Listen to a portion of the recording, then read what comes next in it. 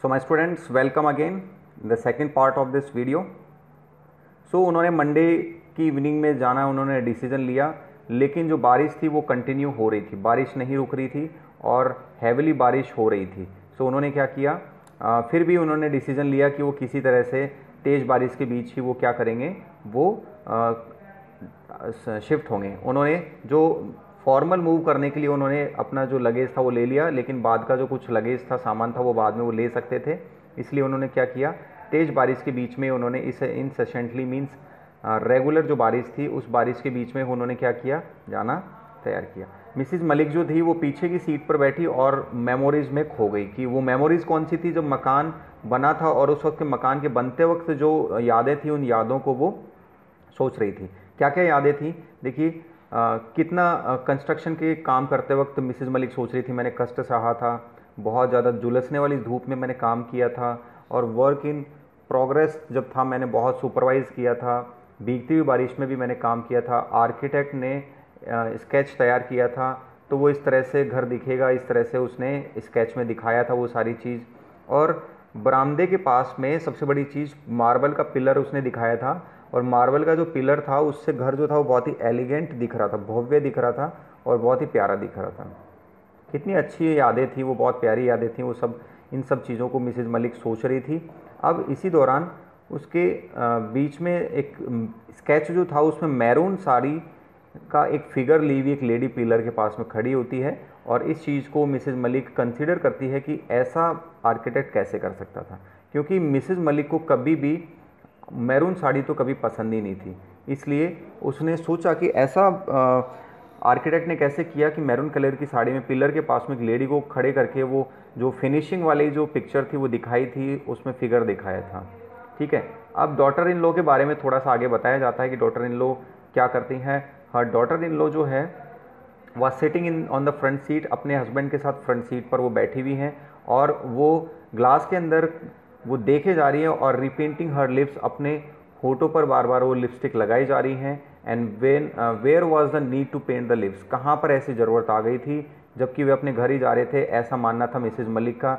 और वो बोल रही थी कि अब वो घर पर जाएंगी और केवल खाना खाकर सो जाएंगी। आजकल की मॉडर्न लड़कियां भी कितनी अजीब हैं, ऐसे दिमाग में विचार मिसिज़ मलिक के चल रहे थे, यानी वो अपनी डॉटर इन लॉ को पसंद नहीं कर रही थी।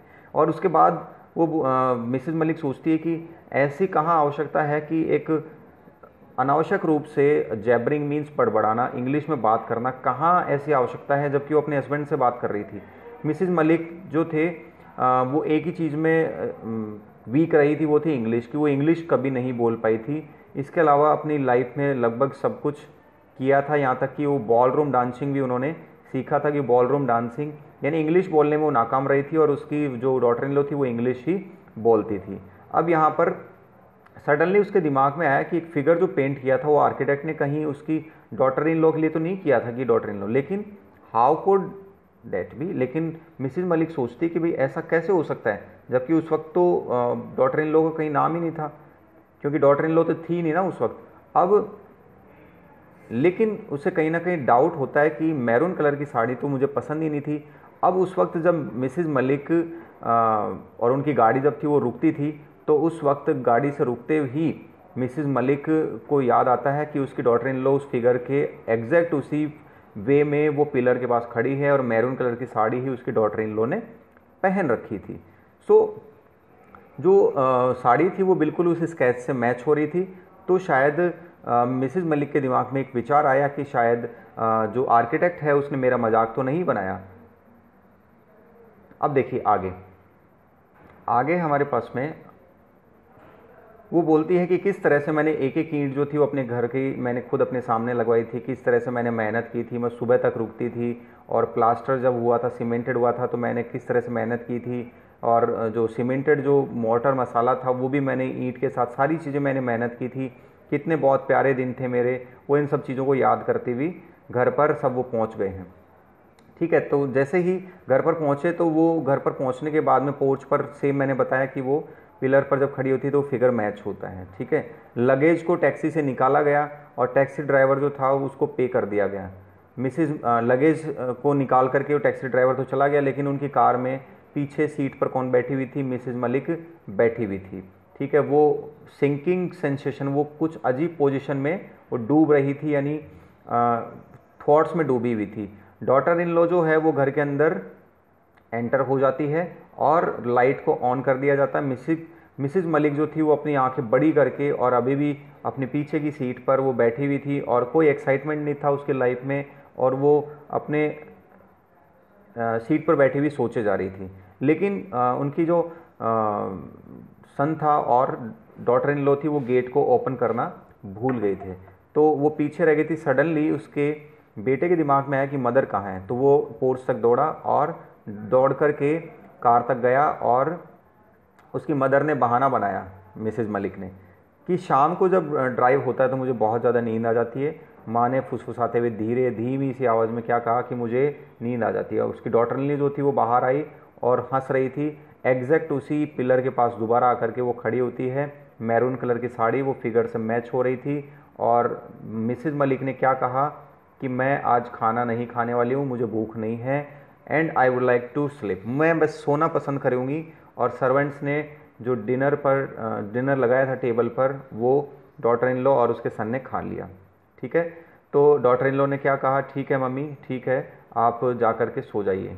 ठीक है, तो अब आगे की बात होती है कि 10/8 का जो रूम था मिसिज मलिक ने कंक्लूड किया था। क्या कंक्लूड किया था? कंक्लूड ये किया था कि मिसिज मलिक ने कि ये कमरा जो है वो स्टोर रूम में बदल दिया जाएगा, जो उनकी इसकी मदर इन लॉ के लिए बनवाया था। ठीक है,